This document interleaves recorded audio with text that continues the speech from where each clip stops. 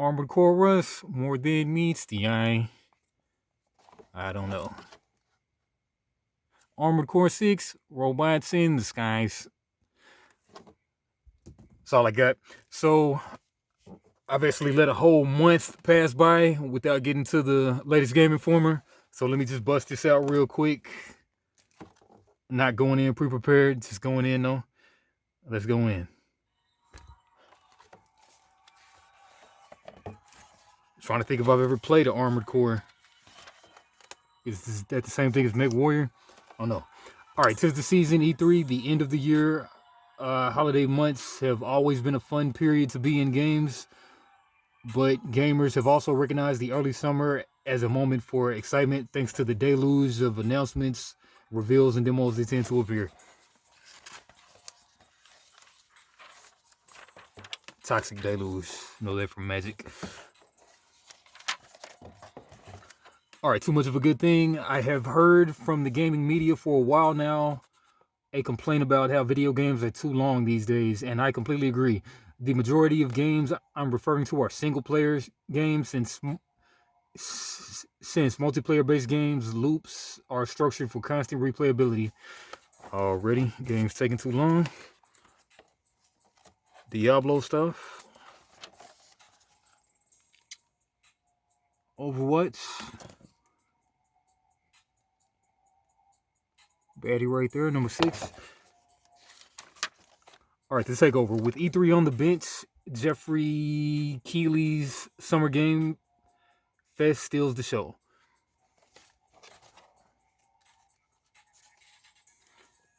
It's been a time-honored tradition since the 90s for games media to descend upon LA, California to meet with the biggest names in video game development. For nearly 30 years, that was all done in the name of the EA Expo E3, which originally aimed to be the consumer electronics show of the game industry. E3 attracted thousands of people to the massive LA Convention Center each year, making it one of the world's biggest gaming trade events. All right, building Tears of the Kingdom. We spoke with the producer E.G. Ananuma and director freaking Hidemaru Fujibayashi to learn about making the biggest game of 2023. Last paragraph. Even if a game like Breath of the Wild has really big changes in it, as long as the fans and the players are able to feel that this is a Zelda game at its core when they play the game, that is something that is really important for us when meeting fans' expectations. All right. In a pile of flesh. Inside Jaeger's development attempt to make Dead Island 2. From announcement to release, Dead Island 2 was supposed to take less than a year. Instead, it took 9. Last paragraph. Epic Games declined to comment for this story. Jaeger began missing milestones, no longer delivering on the game that it was developing, and exacerbating its engine problems. It was having its own issues, including a new management structure, needing more people on the project, and a lack of online experience. Last paragraph for real. You know, it did strike me as this is one of the oddest projects I've ever worked on. They say the funniest thing is I keep running into people who have a connection to Dead Island. Even at my job now, I've met people that have worked on Dead Island in some form or fashion, and everybody keeps telling me the same stories of how unimaginably effed up it is. Wow. All right, questions remain for Project Q. Sony's latest handheld is not a PSP successor, but it will let you play PlayStation 5 games in your hand. Wow. I thought they already had that with like a Wi-Fi, well, with like a wireless type of thing. But Sony's 2023 PlayStation Showcase was full of exciting games like Metal Gear Solid Delta, Snake Eater, page 52, Spider-Man 2, page 46, Alan Wake 2, page 58, and plenty more. But nestled among the bombastic game trailers and announcements was a surprising hardware reveal. The presentation was short, but Jim Ryan, president and CEO of Sony Interactive Entertainment paused Sony's summer showcase to share a few details of what was internally being calling Project Q. Project Q refers to two pieces of new Sony hardware. One is a handheld dedicated to stream. Yeah, that's what I'm talking about. Streaming device, letting you stream using remote play over Wi-Fi. The device features an 8-inch HD screen, pointedly not OLED, flanked by two halves of a PlayStation 5 controller. Ryan says it will include all of the buttons and features of the DualSense wireless controller. The PS5 controller touchpad is noticeably absent, which implies those functions are relegated to touching the screen, but Sony has not confirmed that functionality. Last paragraph, PS5's current first party over the ear headphones are easy to use and sound great, which inspires confidence that its earbuds will be of comparable quality. Look, it looks like the third paragraph was about some kind of earbuds. The Weird Warriors, top 5 goofiest Street Fighter characters. First, we got Dan. Everybody always talking crazy about Dan. Skullomania started with the EX series. Meek businessman turned wacky skeleton themed vigilante. I saw some video by the dude who's always doing Street Fighter videos. They like a group of these Skullomania guys. They tied down Ryu to some table. What are they doing to Ryu? And then Abraham Lincoln going Super Saiyan. No, this is G. Street Fighter 5 self-proclaimed president of Earth. And Marvel's Adam Warlock painted himself to support his college football team. Then you get Gil. Gil came in Street Fighter 3, Part 3, I think. And then, despite Hakan's tomato red skin and Lego-like tortoise hair and pupilless eyes, we're led to believe he's a human. He's a human and not a greasy demon. Funny. Something like Yoshimitsu. All right, the right game for your group. That's what I'm talking about. The board games. Quale, borrowing literally from the ancient traditions of the Mancala game. Quale is a profoundly strategic two-player dueling game with tremendous flexibility, yet it's incredibly simple to play, to pick up and play for the first time. Add your colored stone to a grid among the present stones, then move the pile, dropping a piece in each space you pass. Four stones in a row wins. It's elegant, fast playing, and thoroughly engaging. Quale. Lord of the Rings role playing 5e and Agricola 15, built to mark the 15th anniversary of this landmark and award-winning game. This massive collection gathers the core revised version of the game and much of the expanded content that has been released since. $140 on shopasmodee.com. Marvel Age of Heroes. I think Rooneyverse cover this game.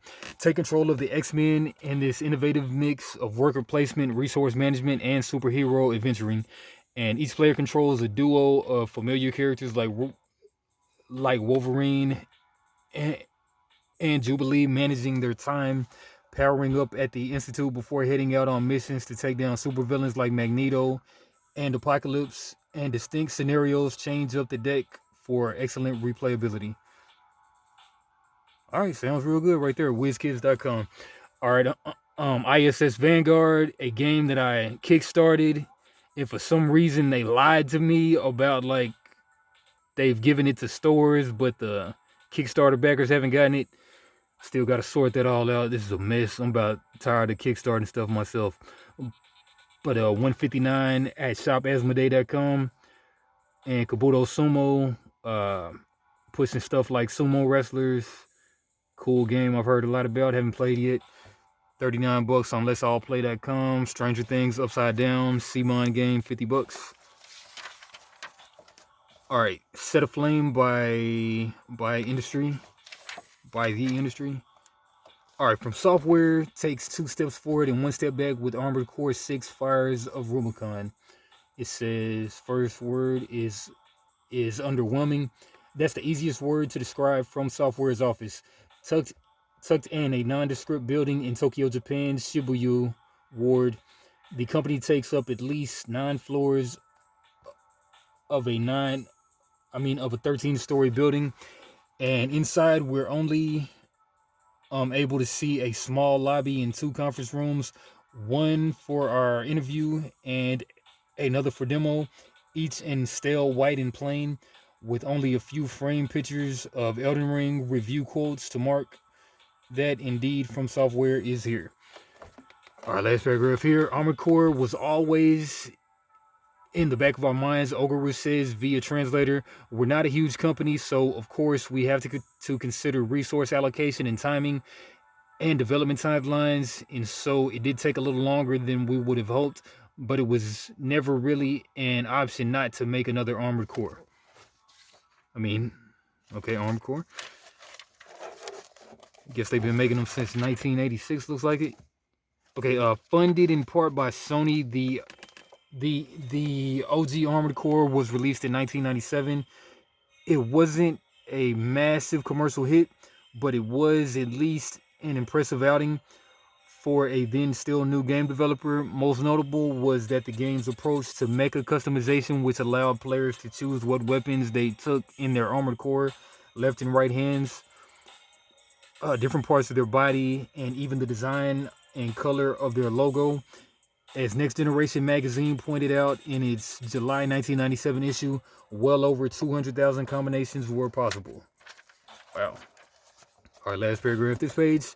Outside plumes of smoke brim into the atmosphere like geysers.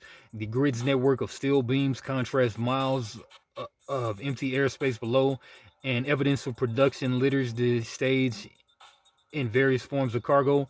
The scale and level design is fantastic, but we're still hoping for a stronger hook that makes us want to explore the world.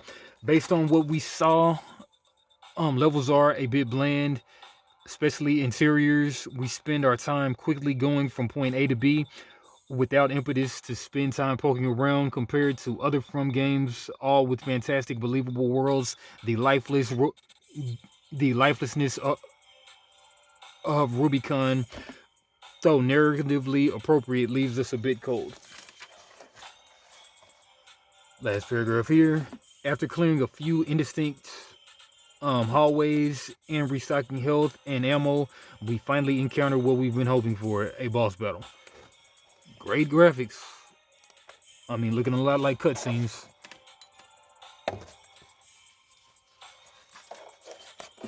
All right, last paragraph here. But not for nothing, From has earned some trust over the last several years, and it doesn't usually make bad games, or at least not recently it hasn't. And so for now, we're acknowledging our misgivings while also giving the studio some benefit of the doubt. Time will tell if Rubicon has become the next From Software world we lose ourselves inside. Fantastic graphics. Still waiting for that next what is that Kojima Zone of the Enders. Still waiting for that next Zone of the Enders. All right, mousing around. How Delilah Studios is building Disney Illusion Island around the joy of movement in Mickey. Years ago, Disney reshaped its approach to gaming, and recognizing the potential to connect its global audience to the world's most financially successful entertainment industry, it shifted away from exclusive Star Wars contracts with EA, movie tie-ins, and various mobile releases. EA is still making Star Wars games. It just published Star Wars The Jedi Survivor earlier this year to critical acclaim, and various mobile games hit devices each year. But since 2019, Disney has dropped its ways of old, focusing on connecting its IPs to unique visions and various devs from around the world. Very Raymond-esque art. And last paragraph. This team clearly has the Disney chops. It knows the company's extensive and memorable history, infuses that with fluid and fun platforming, a vibrant and expensive world, and a new but lovingly crafted take on some of the most popular mascots in the world. So far, it's working on every level for me, but these types of games are all about escalation and in exploration, and I won't be able to judge that until the game hits Switch in July. That said, consider me happy to wait in the queue that is the time between now and release. I only hope the full ride waiting for me on the end is worth the wait. Funko Fusion, a vinyl vision. As I speak to Arthur Parsons, design director at 1010 Games, about his upcoming game, Funko Fusion, I notice he keeps mentioning a desire to include the the unexpected. When I press him on it, he responds with a glimpse into his game design philosophy. You have to give people what they expect, Parson says, but what you've got to do is then you've got to go above it and beyond that and give them the the unexpected, because it's at that point that they'll really truly engage with you. Okay, last paragraph. Okay, looks like a fun co-op game to go along with the the Lego games. Okay, Parsons isn't just passionate about the unexpected because it's fun to surprise people. It's because surprising people in the right way allows you to engage with them with a level of depth that's otherwise difficult to achieve. The best things are the things that people talk about. He says if you find something in a video game that blows your mind, you're going to tell somebody. Funko Fusion is going to give players plenty of surprises. 1010 Games just hopes those players will be talking about those secrets afterward. Starfield previews. For all of its time in development and people being aware of its existence ever since the trademark for the name was uncovered in 2013, the explicit details about Starfield have mostly been light. We've known it was a sci-fi game about traveling between planets from the creators of Skyrim for some time, but after Microsoft Xbox Game Showcase, Bethesda pulled back from the curtain in a big way with its own dedicated look at the title. The biggest takeaway from everything Bethesda showed is that Starfield is a humongous game, and looking closely at individual elements of the latest footage also showed impressive combat, jetpack maneuverability, and exciting space dogfights, but it's hard not to zoom out and try and fathom just how massive Starfield is. Bethesda shared bullet points like how New Atlantis is the biggest city it has ever built and how many planets there are. But I fear we won't have a true sense of the scale until we enter space and see how far we can fly. It's an intimidating universe, but we're excited to explore. Assassin's Creed Mirage. Okay, Mirage borrows some UI imagery and mechanics from the RPGs of the series, but beyond that, it really doesn't seem to look and play like an Assassin's Creed of the early 2010s, and I mean that in the best way. My biggest worry is it will further highlight how exhausting Ubisoft's Assassin's Creed RPGs are, but that's a problem for Assassin's Creed Codename Red, the next in that vein of games set in feudal Japan.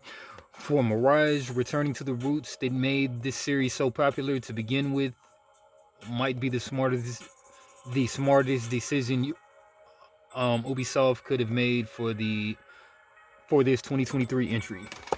All right, Star Wars Outlaws. I'm excited to learn more about which planets we can explore, how dense they are, and how the reputation and wanted systems influence player choice. And alas, we have to wait before we can find out how it works for ourselves sometime in 2024. Okay, long awaited Star Wars game during Xbox Showcase. ND5, droid named ND5, as they embark on a grand heist. Massive describes its third person adventure as an original scoundrel story featuring vast environments, seamless land and space travel, and a dynamic wanted system that requires players to evade capture. All right, cool. Marvel Spider Man 2. As expected, Insomniac promises Spider Man 2 will dive into Peter's relationship with his sentient suit and how its malevolent influence will impact not only himself but the people closest to him. We saw glimpses of this in the demo, with Miles becoming increasingly unsettled by his mentor's darker attitude. Unfortunately, Marvel's Spider-Man 2 continues to leave us hanging regarding a specific release date, but it looks like we're in for a spectacular adventure this fall. All right, Avatar: Frontiers of Pandora. Visually, the game looks good, but doesn't hold a candle to Cameron's movies. I'm not sure that's a realistic expectation to have, though what matters most is the execution of the gameplay. And though I didn't get to go hands on with the game, the gameplay snippets I saw looked solid. Assassin's Creed and Far Cry fans will notice familiarities, but I want to see if controlling a towering, powerful 10-foot Navi makes another trip to Pandora worth the wait. Okay, they're 10 feet. Okay. Madden NFL 24. In the short time I spent playing Madden NFL 24 at EA Tiburon, and the extended time I spent speaking and learning from the developers, this year's game looks and feels great. However, the proof will ultimately come when the larger community puts the title through its paces and we all get to see this game where like it shines and where it falls short of the marker. Mortal Kombat 1, the hot tag. Fire God Liu Kang has crafted a fascinating universe with Mortal Kombat 1, and we can't wait to learn more about it as we march towards its September 19th release. I thought it was already out. Okay. Mortal Kombat 1 features a new cinematic story campaign, and NetherRealm plans to reveal the game's other features and characters over the summer.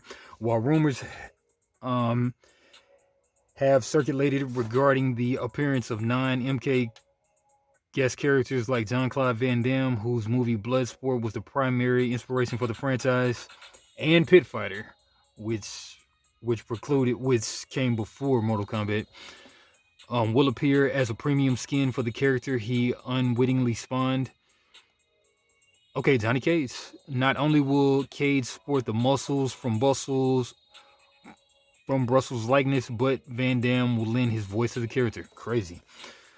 All right, Cyberpunk 2077 Phantom Liberty. It's good to be back. Despite an extremely rocky launch, I enjoyed Cyberpunk 2077 a lot.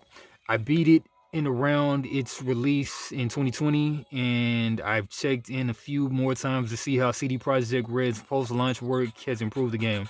But those check-ins were always a few hours. I drive around, shoot some enemies, and listen to Run the Jewels on the in-game radio. Satisfied with my V's ending, I didn't have an excuse to return to the meat of the campaign. But when CD Projekt Red announced its Phantom Liberty expansion, I knew it'd be the real reason I needed to dive back in fully. I left Phantom Liberty excited to play more. It feels like a return to the CD home of Night City that he enjoyed in 2077 and promises to bring a new type of story to the world. With just an hour of hands-on time, I can't say Phantom Liberty feels or looks all that different, but I'm sure it's meant to. Its narrative of the expansion, I expect, will set it apart from the base game. What I played set up the narrative nicely, but I honestly have no idea where it could go. But he's excited to find out. Okay, Metal Gear Solid Delta Snake Eater.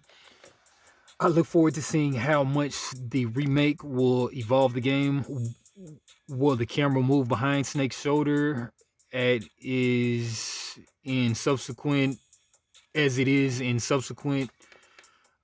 Metal Gear entries, or will we still see the action mostly from overhead as in the first games? Will will Ape Escape Monkeys still be involved? Does Donald Signet Anderson still share the details of his horrifying dream? How tall will the ladder be? We have dozens of questions and can't wait to learn more. For its part, Konami says we're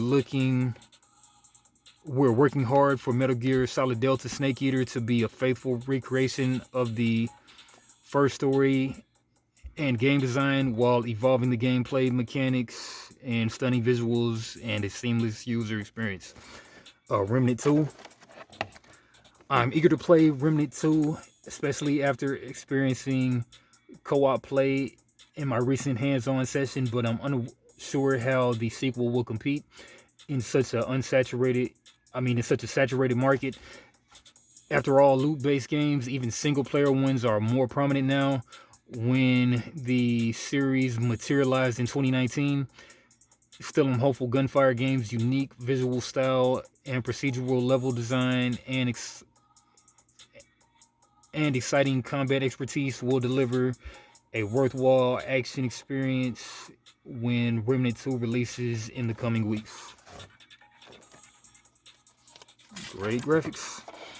Sonic Superstars. I really enjoyed my time with Sonic Superstars. My first assessment upon seeing the game play featured in yesterday's trailer was that it would basically give us Sega's version of Nintendo's new Super Mario Brothers series, but Sonic Superstars not only feels good, it feels bold and novel in a way the new Super Mario Brothers series doesn't anymore, all while feeling like a strong continuation of the OG 2D Sonic games. Alright, now we got a Mario Wonder coming. Yeah, but that Sonic does look sweet. Viewfinder. In many ways, Viewfinder is hiding more than meets the eye. Hey, tie back to the intro. The hour and a half I played was an encouraging start to one of the most unique, visually striking puzzle games I've played in years. The Sad Owl Studios has managed to get so much mileage out of a simple photo placing mechanic. It is a testament to Viewfinder's ability to innovate, an ability I hope has even more space to flesh out in the full release. Wow. And Alone in the Dark. Before Resident Evil and Silent Hill, 1992's Alone in the Dark helped lay the foundation for 3D survival horror before the genre even had a name. Players explored a haunted building laden with elaborate puzzles and scary monsters, with gameplay emphasizing thoughtful management of scarce resources. Last paragraph. Alone in the Dark arrives in time for Halloween on October 25th, but you can get a taste of what's to come by playing the free downloadable prequel chapter now called Grace in the Dark, which is inspired by Alone in the Dark 2's Jack in the Dark prologue game. Grace in the Dark stars a character named Grace Saunders exploring Desherto weeks before the main game begins, with Resident Evil helping usher in the survival horror renaissance while qualifying new titles, and Silent Hill's making a comeback. Now's a good time for any for Alone in the Dark to come out of hibernation. We just hope Pieces Interactive can recapture the game's magic and remind players why the series was once so highly regarded amongst horror fans. Steam World Build. Steam World builds various missions and milestones coupled with narrative sporting series trademark humor and tangible hooks for those wanting to accomplish more than building an aesthetically pleasing city. So far, the experience is an enjoyable and strategic city builder that strikes a nice balance between laid back and mentally engrossing. Right, Alan Wake 2. Creating this is so much work. It's hard work. So I'm feeling exhausted. Remedy creative director Sam Lake says, but at the same time, it's so exciting. This has been a dream. This has been fiction for so long. and now having it manifest for real is exciting and thrilling. And I honestly like the way I'm feeling and how proud I am feeling and how excited I'm feeling about having been able to do this and what kind of crazy ideas we put inside and it getting made. I finally I feel more excited than I have ever felt on any game project before. After seeing Alan Wake 2 in action, I'm inclined to share in Sam Lake's excitement. Is that a famous person? I don't know. All right, Alan Wake 2. Exo Primal, still previews, which is out now. I played well over a dozen matches of Exo Primal at this point, and it continues to be a fun and often chaotic good time, especially alongside some buddies over chat. Though it plays exceptionally, I'm still unsure if the game can sustain interest in the months after release. The story will only hook players for so long, if at all, so we'll see if there's enough meat on these fossilized bones to keep players returning for more. Total War Pharaoh. Total War Pharaoh is a risk for the series, swapping cavalry units for chariots and picking a period of history many may not be familiar with. But between creative assemblies, clear expert knowledge of the era, and active efforts to make combat new and interesting, it feels like those risks might pay off. Total War. Sweet water graphics. Stormgate. I'm especially excited to see more of Stormgate's announced 3-player co-op versus AI mode, which promises to bring a new twist to the way players engage with strategy games on a social level. I have fond memories of big storytelling beats in games in Warcraft and Starcraft games, and I'm eager to see some of the creative voices exploring new narrative. Stormgate is still a good period out from its full launch, but we likely don't have to wait too long before closed beta begins to offer more comprehensive picture of the promising title. Stormgate. Asgard's Wrath 2. Like the original game, Asgard's Wrath is longer than a typical VR game. We're looking at a 60 plus hours of gameplay here.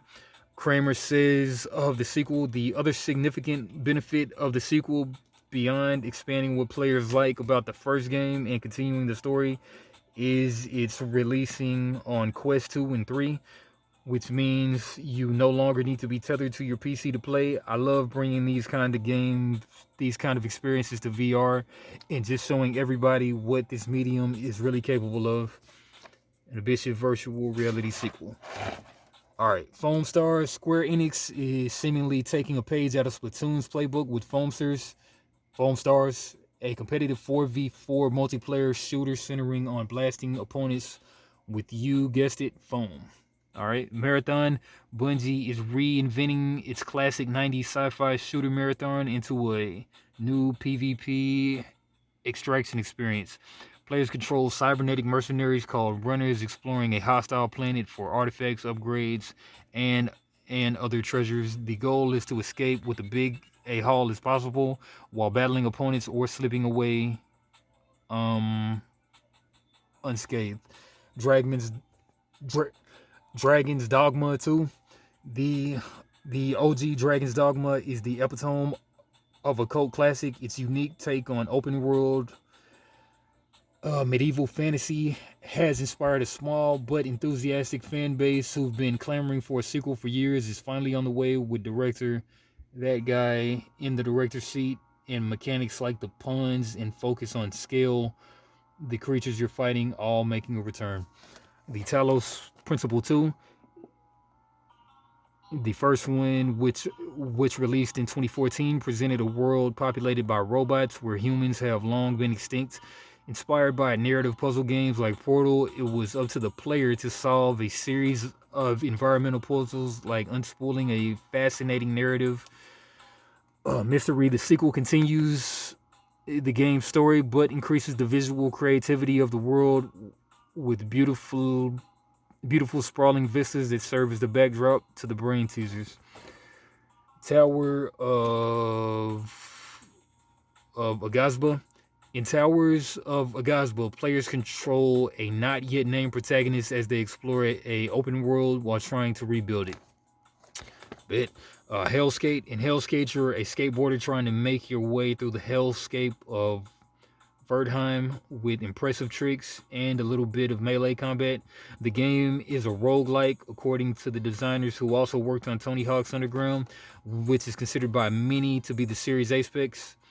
We're excited to try the genre mix up. Hellskate is promising. A lot of genre mixing going on. Summerhill, the creators of Alto's Adventure and Odyssey, Endless Runners are back with something entirely new. The game retains the beautiful visuals of those two games, but the brief snippet shared belies a puzzle game about herding sheep. It's not what we expected from the developer, but we're excited to try something new from the team. The Plucky Squire. James Turner was a designer at Pokemon developer Game Freak as far back as Black and White, but he recently left the company to create his own video game. The Plucky Squire takes place inside a storybook, and the player can leap out of the pages to interact with the book and desk gets placed on. The visual style is charming and the action looks joyful. Wild. Never. Making a heart-wrenching debut with an emotional trailer during PlayStation's recent showcase. Neva is the newest game from the creators of Gris. Though platforming, puzzles, and battles with monstrous enemies, this indie tells the story of a woman and White Wolf making their way through the dying city. If the reveal trailer is any indication, it will probably make us cry. Ghost Runner 2, taking place 1 year after the first game's conclusion. Ghost Runner 2 will have players face off against more challenging bosses, learn new skills, and explore new levels, expanding the Dharma Tower where the first game was set. On top of that, Ghost Runner 2 will introduce a motorcycle which allows for traversal techniques and bigger levels. Sword of the Sea. From the first shot in Sword of the Sea's reveal trailer, it was clear that the next game from the Giant Squid, a studio that made Abzu and the Pathless, traverse dunes that ripple like ocean waves on the hover sword, a floating blade you ride like a hoverboard with fish swimming in the air, and colossal architecture in the distance. Sword of Sea has a world I'm eager to explore. Phantom Blade Zero, combining Chinese-inspired imagery and steampunk aesthetics. Phantom Blade Zero is a fast-paced action RPG from Chinese developer S-Game. John Carpenter's Toxic Commando. Just looked at that trailer tonight. Inspired by the 80s action movies from director John Carpenter is known for, Toxic Commando follows a squad of underqualified mercenaries as they fight a sludge god. Look, I really like shooting zombies, Carpenter says. They keep telling me they're called the Infected. Please, they're ghouls, dude. They blow up real good and there's a ton of them. Sound good to me. Salt Sea Chronicles is a charming narrative-driven game about a ship's crew trying to track down its captain.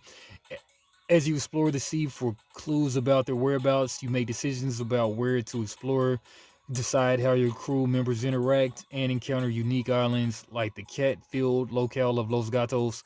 With a charming art style and promising quality of life features, we can test the waters of Salt Sea Chronicles later this year.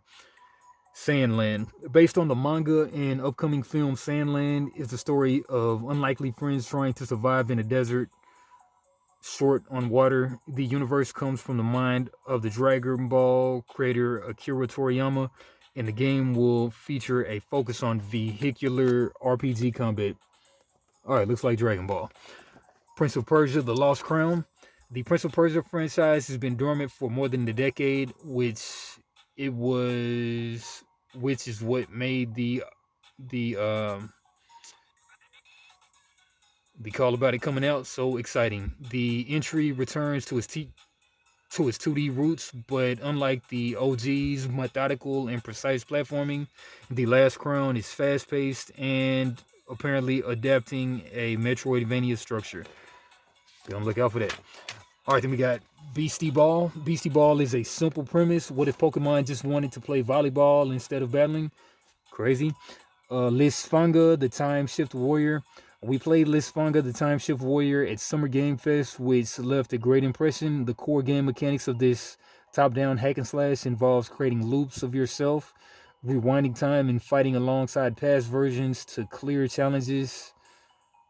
And arenas full of puzzling enemies. Head to Game Informer for more about the student developed project. Well, Baby Steps, the mind behind Ape Out and Getting Over It have teamed up to create Baby Steps, a literal walking simulator about helping Nate, a lazy 35-year-old man, take his first steps into the world. Well, is that a Hikikomori? Maybe.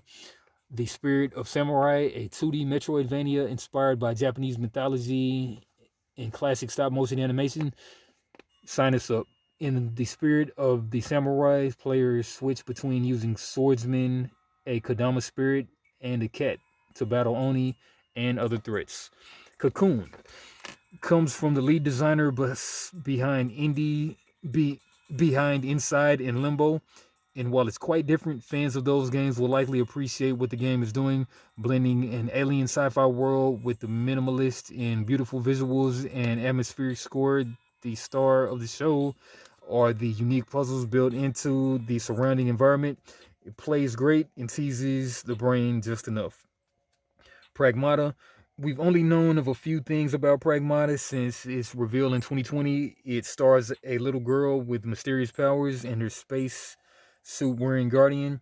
It's set in a dystopian moon world and it's taking forever to release. Capcom recently hammered that last point home, delaying Pragmata indefinitely. We hope we don't have another Deep Down on our hands. Um, I guess at least Exo Primal made it out. Final Fantasy VII Rebirth, the second chapter of Final Fantasy VII Remake, looks massive. Square Enix revealed the adventure is spread across 2 discs, Cloud and Code, now including Yuffie. Venture beyond Midgard to stop Sephiroth. The action is flashy, the world looks fantastic, and the story should be chock full of surprises as we venture into seemingly uncharted territory. Nice. Monster Hunter Now, developed by Niantic, the studio behind Pokemon Go. Monster Hunter now blends real world maps and player movement with monsters from Capcom's long running Monster Hunter series. All right, Persona 3 Reload. For a long time, Persona fans, the third entry is often cited as a favorite, even if the fifth is the most mechanically sound and best looking. The classic RPG received a port earlier this year, but now a full from the ground up remake of the 2006 PlayStation 2 game is on the way. Unfortunately, it won't include the content added for the PSP release, but who knows? Maybe it can be added as DLC. All right, and the reviews. Street Fighter 6 got a 9.5. As a series that pioneered fighting games, each new Street Fighter comes with a comes with weighty expectations. Street Fighter 6 confidently meets the hype, catering to neophytes and genre veterans by delivering the most extensive array of offline offerings the franchise has ever seen, alongside a flexible set of core systems and a diverse cast. Between its cohesive aesthetic and bounty of clever features and crisp central gameplay, it's one of the most impressive entries the genre has seen in some time. All right, Diablo 4 got a 9.25. Tack on a strong cinematic narrative and a robust and enjoyable endgame. And Diablo 4 continually seduces players with its promises of power and riches and regularly follows through. I've had a tough time putting it down even after starting fresh numerous times, and I get excited thinking about how I'll be foiling Lilith's plans in the months ahead as seasonal updates begin rolling out. Until then, I'm happy to continue relieving Sanctuary of its treasures and demons of their lives in this devilishly impressive epic. Planet of Lana got a 7.75. While I would have liked gameplay to have more bite and variety, Planet of Lana is still an enjoyable and beautiful romp. The art direction and main jingle are likely the only things that will stick with me in the long run, but Lana and Mui's journey is a competent rescue mission that doesn't excuse me that doesn't always soar as high as the machines pursuing them. Super Mega Baseball 4, 8.25. Despite some disappointing option and feature exclusion, Super Mega Baseball 4 is a strong alternative to the annualized, simple sim facing MLB game from Sony. Fans of retro style arcade baseball games will find a lot to love, and roster customization enthusiasts have their new gold standard. All right, Humanity, Become a People Person, got an 8.5. Humanity strikes a delicate balance between challenging me at every turn and allowing me to feel like the god its narrative prompts me up to be. It's an it's an imaginative experience that provides a rush I see computer programmers feel when dozens of commands and lines of code finally work together to create a desired outcome. Its puzzles come wrapped in a beautiful package, from its minimalist visuals to its excellent clicky electronic beats.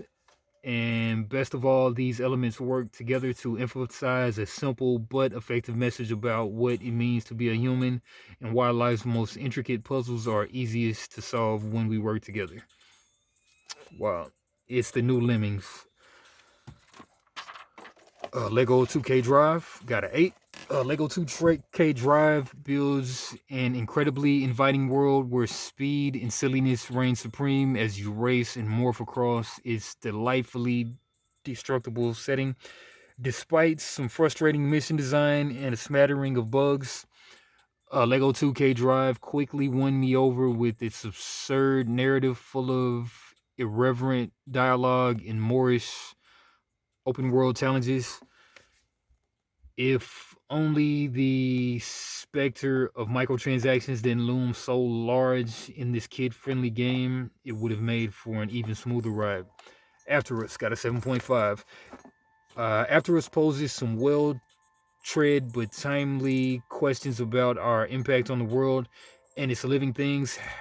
However, optional discoveries throughout the game suggest that Piccolo is trying to present a slightly more ambivalent take on the subject.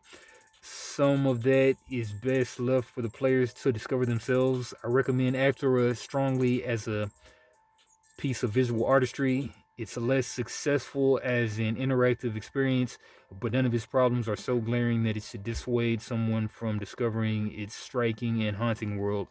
The Lord of the Rings Golem got a 3.5. Yeah, this game was lambasted.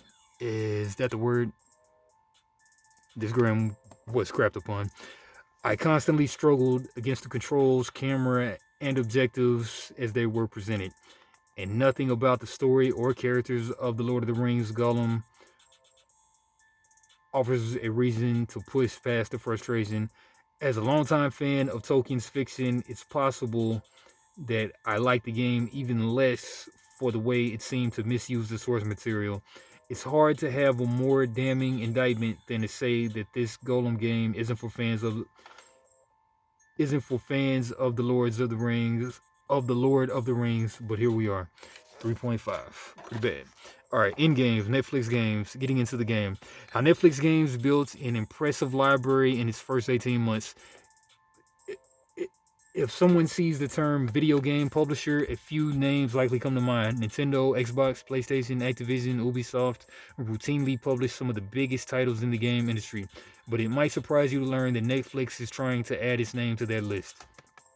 Yeah, I played the Carmen San Diego game at BGG last year on Netflix.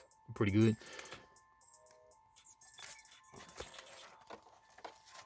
Uh, what is that? No money, no problem. The focus of lack of monetization is one of the key examples of Netflix's developer friendly approach. Not only is it great for our subs, it also allows for developers to have freedom, Loom says. And monetization to some degree can provide constraints that might be challenging to work within. So when you remove those restrictions, our devs can then make the game they want to make. 233 million subscribers can't be wrong. Okay, looks like that Turtles End was on there. Okay. Cyril Embert, CEO of CMNT, Shredder's Revenge publisher Dotemu, thinks the move is long overdue. I've always wondered why Netflix wasn't doing the move to video games with a huge subscriber base. Embert says they are doing it now, and I think it has lots of potential, so we're happy to support it. Layers Horizon and High Water. We're pretty proud about what we've accomplished so far, Loom says. Based on the plans and the strategy we have, I'm feeling confident, and I know the team is too. We're super excited about what the future holds for Netflix games, especially based on some of the things we've got into the pipeline. The subscribers are there, the games are there. Now all Netflix has to do is introduce them to each other. Defuse the Exploding Kitten. Yeah, the Exploding Kittens. Classic board game. All right, Missing in Action. There's been no shortage of big reveals in the recent days, which paints a picture of the gaming landscapes next year or more. But even with all the excitement, there are still several projects that have remained quiet during the big summer events. Here are some of the titles that we didn't see but can't wait to learn more about.